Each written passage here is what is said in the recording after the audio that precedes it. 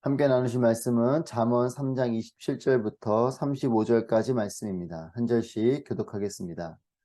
내가 선을 행할 수 있는 능력이 있으면 도움이 필요한 사람에게 기꺼이 선을 베풀어라. 가진 것이 있을 때 내 이웃에게 갔다가 다시 오게나 내일 주겠네 라고 말하지 마라. 내 곁에서 평안히 잘 있는 내 이웃에게 나쁜 짓을 하지 마라. 내게 아무 해도 입히지 않은 사람에게 괜히 시비를 걸지 마라. 폭력을 휘두르는 사람을 부러워하지 말고 그의 어떠한 행동도 본받지 마라. 여호와께서는 악한 사람을 미워하시고 정직한 사람을 믿고 그와 함께 있기를 기뻐하신다. 악인의 집에는 여호와의 저주가 있으나 의인의 집에는 축복이 있다. 그분은 스스로 잘난 체 하는 사람을 비웃으시고 겸손한 사람에게는 은혜를 베푸신다. 함께 있습니다. 지혜로운 사람은 영광을 얻지만 어리석은 사람들이 노력해 얻는 것은 부끄러움 뿐이다. 아멘. 할렐루야. 살아계신 하나님을 찬양합니다. 하나님의 은혜가, 하나님의 역사하심이 여러분들 삶 가운데 충만하시기를 축복합니다. 사람은 사회적인 존재입니다. 그렇기 때문에 홀로 살아갈 수 없습니다. 함께 살아가는 것이 우리의 존재입니다. 사회적이다 라는 것도 다르게 표현하면 관계적이다 라는 뜻이죠. 사람은 관계적인 존재입니다. 이 관계가 우리를 행복하게 하기도 하고 우리를 불행하게 하기도 합니다. 어떠한 관계를 맺고 살아가는가가 또한 그 대상과 그 관계가 어떤가에 따라서 우리의 삶을 행복하기도 하고 불행하기도 합니다. 왜 그렇습니까? 우리의 존재가 그렇게 창조되어졌기 때문에 그래요. 우리는 홀로 살아가는 존재가 아니라 함께 살아가는 존재로 지음받았습니다. 하나님께로 지음받았기 때문에 하나님과의 관계가 우리에게는 또 중요하고 또 하나님은 하나님과 관계를 넘어서 사람과 사람의 관계를 또 맺게 하셨고 그 관계가 또 우리를 행복하게도 하고 또 불행하게도 하는 것입니다. 하나님과의 관계가 건강할 때 또 사람과의 관계가 온전할 때 우리의 삶에는 행복이 임하게 되는 것이죠. 그래서 하나님께 주신 율법은 하나님 사랑, 이웃 사랑인 것입니다. 하나님을 사랑하고 이웃을 사랑하는 것이 율법의 완성입니다. 이 관계의 핵심은 사랑인 것입니다. 하나님과의 관계도 사랑이요, 사람과의 관계도 사랑인 것입니다. 여러분의 모든 관계가 사랑으로 충만하게 되시기를 축복합니다. 하나님과도 사랑의 관계로 나아가길 바라고 또 우리 주변에 있는 모든 사람들과 사랑의 관계로 나아가게 되시기를 바랍니다. 이 사랑의 관계가 될 때에 우리의 삶은 풍성해지고 행복해지는 것입니다. 어제 본문 말씀에 하나님을 사랑하고 하나님을 의지하는 그런 삶의 지혜를 이야기하면서 이제 오늘 본문에서는 이웃과의 관계를 말씀하십니다. 27절, 28절 말씀을 보시면 내가 선을 행할 수 있는 능력이 있으면 도움이 필요한 사람에게 기꺼이 선을 베풀어라. 가진 것이 있을 때 내 이웃에게 갔다가 다시 오게나 내일 주겠네 라고 말하지 마라. 선을 행할 능력이 있을 때에 선을 베풀어라. 가진 것이 있을 때에 그렇게 하여라 라는 것이죠. 여러분, 사랑은 타이밍입니다. 관계도 타이밍인 것이죠.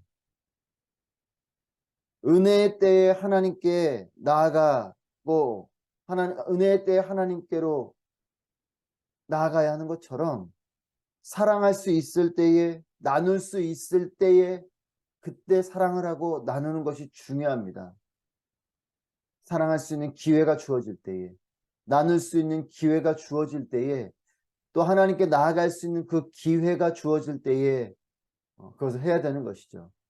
미뤄두고 나중에 하고 또한 그때를 온전히 지키지 못한다면 우리는 그 사랑의 관계를 맺어갈 수 없을 것입니다.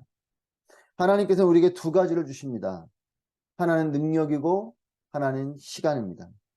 능력은 상황이고 형편이든 하나님은 우리에게 그와 같은 상황과 형편과 능력을 주시고 또 하나님 시간을 주십니다. 이것을 주신 이유는 이와 같은 능력을 통해서, 이와 같은 기회와 이와 같은 시간을 통해서 복이 되게 하시려고 우리에게 이런 것을 주시는 것이죠. 여러분, 우리에게 물질을 왜 주셨겠습니까? 그리고 또한 그 물질을 통해서 우리가 사랑을 베풀 수 있는 기회를 왜 주시겠습니까? 우리를 통해서 하나님의 복이 흘러가도록 하게 하시는 하나님의 뜻이 거기에 있는 것이죠. 여러분, 이것을 통해서, 이 복이 되게 하시는 것을 통해서 나도 이 복을 누리고 또한 이웃들도, 다른 사람들도 이 복을 누리게 하기 위해서 하나님 우리에게 이와 같은 능력과 이와 같은 기회를 주시는 것이에요. 사랑하는 여러분, 우리에게 주신 그 능력을 잘 사용하게 되시기를 축복합니다. 또 하나님께서 그런 기회를 주실 때에, 기회가 주어졌을 때에 베풀고 나누는 삶이 되시기를 축복합니다. 여러분, 어떤 사람은 능력이 없어서 못하는 사람이 있고, 어떤 사람은 능력은 있지만 기회가 주어졌는데 본인이 그 기회의 때를 온전히 선용하지 못하는, 그래서 그 사랑을 베풀지 못하는 경우가 있습니다. 능력이 있을 때에, 그리고 기회를 주실 때에 그 능력에 맞는 사랑과 나눔과 베품을 하는 것, 이것이 우리의 삶인 것입니다. 그리스도인의 삶인 것이죠. 하나님의 명령은 할 것과 하지 말 것으로 구성되어져 있습니다. 이제 해야 될 그 사랑의 관계를 설명하시면서 이제는 하지 말아야 될 것을 말씀하십니다. 이웃을 향해서 하지 말아야 될 것, 29절 30절 말씀입니다. 내 곁에 평안이 있는 내 이웃에게 나쁜 짓을 하지 마라. 내게 아무 해도 입히지 않은 사람에게 괜히 시비를 걸지 마라. 29절 말씀에 나쁜 짓, 이것은 원어로 하라쉬라는 단어가 쓰이는데 이것은 긁다, 공작하다 이런 뜻이에요. 그러니까 원 단어의 뜻으로 보면 이웃을 향해서 그 사람을 긁거나 그 사람을 공작하거나, 즉 그 사람에게 나쁜 일들을 계획하고 버리지 말라, 이런 뜻이죠. 평안히 잘 있는 그 이웃을 긁고 흔들고 그를 어떻게 한번 나쁘게 해볼까라는 이런 일들을 하지 말라는 것이에요. 평안 있는, 잘 있는 이웃을 힘들게 하지 말고 또 아무 해를 입히지 않는 그런 사람에게 시비 걸지 말라, 이렇게 말합니다. 여러분, 평안의 통로가 되시기를 축복합니다. 우리를 만나면 그 사람과의 관계 속에 평안함이 있게 되기를 축복해요. 오히려 평안한 사람을 긁고 흔들어서 그렇게 나쁘게 해서 그 관계를 더욱더 어렵게 하거나 그 이웃을 어렵게 하는 이런 사람이 되는 것이 아니고, 오히려 우리에게 시비를 걸어오고 때로는 우리에게 나쁜 짓을 하는 그 이웃이 우리에게 그렇게 다가올지라도 그와의 관계 속에서 평안이 임하게 되는, 평화가 임하게 되는 이런 관계에 하나님의 통로가 되는 삶이 되기를 바랍니다. 이웃을 향해서 이런 평안의 통로가 되고, 또 우리를 만나면 우리와의 만남과 그 관계가 평안함으로, 연합함으로 충만해지는 여러분 되시기를 축복합니다. 31절 말씀입니다. 거기에 또 하나 삼가해야 될 것을 말씀하십니다. 폭력을 휘두르는 사람을 부러워하지 말고 그의 어떠한 행동도 본받지 마라. 관계 속에서 또 하나 말씀하는 건 선한 것을 배우라는 것이에요. 폭력을 휘두르는 사람을 부러워하지 말고 그의 어떠한 행동도 본받지 말라. 여러분, 폭력성은 전염성이 있어요. 그 폭력을 행하기 시작하면 더 과격해지기 시작하는 것이 이 폭력성입니다. 언어도 그렇고 또 물리적인 폭력도 그렇고, 이 폭력성은 할수록 더욱더 늘어나게 되고 더욱더 커지는 것입니다. 여러분, 힘을 과시하거나 윽박지르거나 이와 같은 것을 멈추십시오. 여러분, 그것은 더욱더 우리를 강한 폭력으로 이끌어가고, 또한 이것은 주변 사람들에게 전염성이 있습니다. 여러분, 그렇기 때문에 이런 폭력적인 것들을 어릴 때부터 경험한 사람들은 점점 더 그 폭력성에 대해서 무뎌지고, 또 그것을 아무렇지도 않게 행하게 되고, 또 할수록 더욱더 그렇게 거칠어지고 이런 것이죠. 여러분, 막 힘을 과시해가지고 상대방을 제압하는 이런 것을 보면서 사람들은 어떻습니까? 더 나도 저렇게 해야 되겠구나. 저렇게 하면 상대방이 제압이 되는구나. 내가 원하는 것을 이룰 수 있구나. 이런 생각을 하면서 힘을 과시하고 윽박지르는 사람들을 부러워합니다. 또 그렇게 세상을 살아가려고 하고 그렇게 힘을 과시해서라도 남을 억누르며 사는 것이 잘 사는 것이라고 생각하는 이런 잘못된 생각들이 팽배해질 수 있어요. 여러분 이와 같은 것을 본받지 말라는 것입니다. 사람의 마음속에는 그와 같은 폭력성을 통해서 상대방을 제압하려고 하는 그리고 내가 그렇게 높아지려고 하는 그런 마음들이 우리의 죄성 가운데 있습니다. 여러분 그것을 멈추라는 것이에요. 사랑하는 여러분 평화의 통로가 되시고 또한 상대방을 향해서 사랑과 또한 진정한 친절함으로 나아가는 여러분 되시길 바랍니다. 성경의 이 지혜서인 잠언과 함께 이 지혜서의 저자들이 알려주는 중요한 핵심은 악인이 아닌 의인이 되라는 것이에요. 이 둘을 비교하며 설명할 때가 많습니다. 의인과 악인을 비교하면서 설명합니다. 32절 33절 말씀도 여호와께서는 악한 사람을 미워하시고 정직한 사람을 믿고 그와 함께 있기를 기뻐하신다. 악인의 집에는 여호와의 저주가 있으나 의인의 집에는 축복이 있다. 사랑하는 여러분, 하나님이 원하시는 사람은 누굽니까? 의인이죠. 하나님은 사랑도 많으시지만 이 또한 공의의 하나님이세요. 그렇기 때문에 우리에게 이 죄에 대한 문제를 또한 분명하게 하나님은 말씀하시는 분이십니다. 하나님은 사랑이 많기 때문에 이 악을 범하는 악한 사람들도 사랑을 하십니다. 하지만 하나님의 공의가 그 악인이 계속해서 그 악의 자리 가운데 있는 것을 용납하지 않으십니다. 기다리시고 그를 사랑하시지만 그가 악인의 자리에 계속 머물러 있는 것은 하나님께서 원하시는 것이 아니죠. 하나님은 의인을 기뻐하십니다. 하나님의 사랑이 악인을 사랑하지만 그 악인이 돌아와서 의인이 되길 원하시는 것, 이것이 하나님의 마음입니다. 하나님은 오늘도 우리를 기다리고 계시고 우리를 악의 자리에서 나와 하나님의 자리로 나오게 되기를 하나님은 원하십니다. 하나님의 사랑이 우리를 기다리고 계실 때에 하나님께로 나와야 하는 것이죠. 여러분, 하나님께서 기뻐하시는 의인의 삶을 살게 되기를 축복합니다. 성경은 분명하게 선포합니다. 순종은 축복을 받는 것이요 불순종은 재앙을 받는 것이다. 여러분, 시험 점수가 낮게 나온 것은 그 시험 점수를 주신 선생님이 점수를 낮게 줘서 그런 것입니까? 아니면 그 시험에 내가 준비를 잘 못한 이유입니까? 내가 시험 준비를 잘 못해서 낮은 평가를 받게 된 것이죠. 낮은 점수를 준 선생님을 원망하고 어떻게 이렇게 할 수 있나 원망하는 것, 그것이 아니고 그 시험에 내가 잘 준비했어야 되는 것입니다.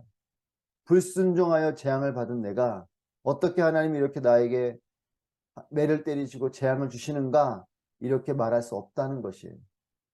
하나님께서 순종할 수 있는 기회를 주실 때 순종을 했었어야 되는 것이고 하나님께 나올 수 있는 기회에 하나님께 나와야 되는 것이죠. 의인의 삶으로 나오게 되길 축복합니다. 34절 말씀입니다. 그분은 스스로 잘난치 않은 사람을 비웃으시고 겸손한 사람에게는 은혜를 베푸신다. 하나님께서 대표적으로 경계하시는 이 죄악이 교만함입니다. 반대로 겸손한 자를 하나님은 기뻐하시죠. 왜 그렇습니까? 이 교만은 내가 하나님 되려고 하는 마음이기 때문에 그렇습니다. 하나님 없이도 내 힘으로 잘 살 수 있다라는 생각이 바로 이 교만함이죠. 하나님 없이는 살 수 없습니다. 하나님이 나의 주인이시고 하나님 나를 도와주십시오 라고 하는 것이 연약한 사람 같고 부족한 사람 같지만 사실은 그것이 우리의 솔직한 고백인 것이고 우리는 부족하고 연약합니다. 하나님을 의지하며 살아가야 되는 것이 온전히 살아가는 것이고 그것이 참된 지혜인 것입니다. 하나님께로부터 온 우리는 하나님을 의지하며 사는 것이 가장 지혜로운 삶이고 사실 그것이 가장 힘 있는 삶이고 가장 복된 삶인 것이죠.